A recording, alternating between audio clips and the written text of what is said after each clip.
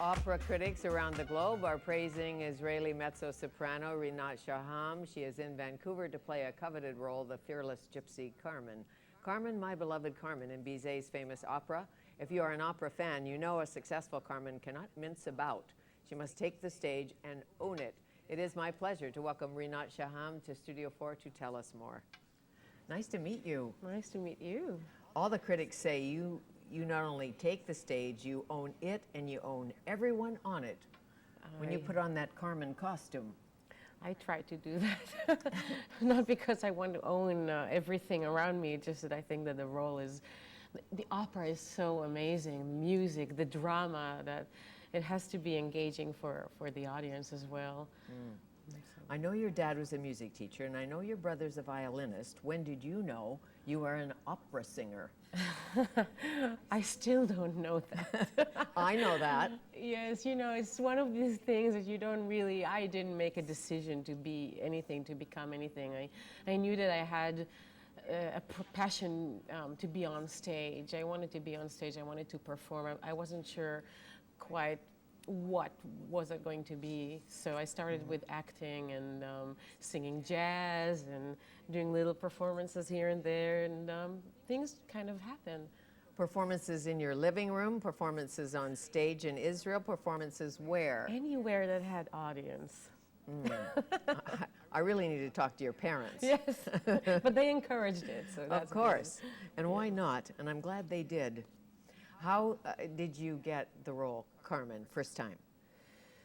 Well, I think it was a few years ago, and I guess I was doing a B cast, the second cast, in Austin, Texas. It was the first time for me. I was extremely nervous, extremely scared, because Carmen is such a big role, and there's so much expectations around it, so I was very nervous about it, but it went really well. And since then it kind of went really well. Really well, yes. But you began, as some may or may not know, as a rather chubby, scared young woman on an airplane to New York, scared out of your mind, before you became a diva or an opera star.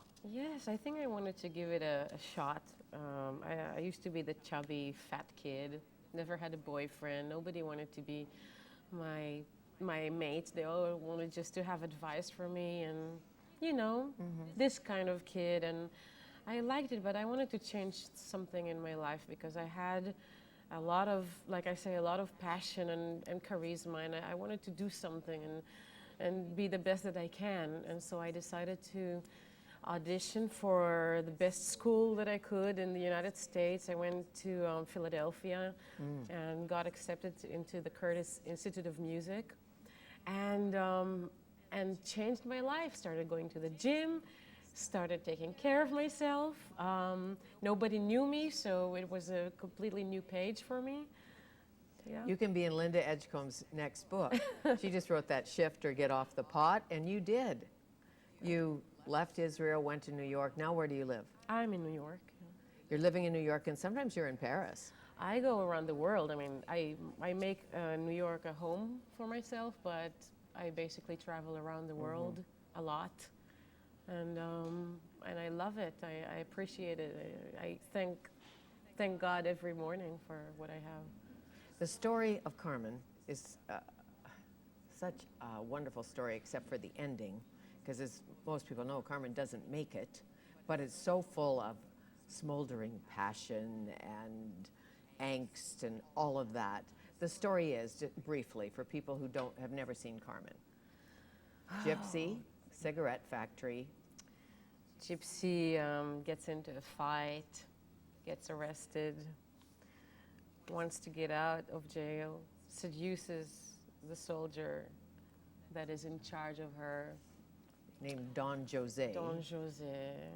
She doesn't know what she's getting into, because he's he has some crazy tendencies which she doesn't know. They have a very nice, passionate affair. He lets her out.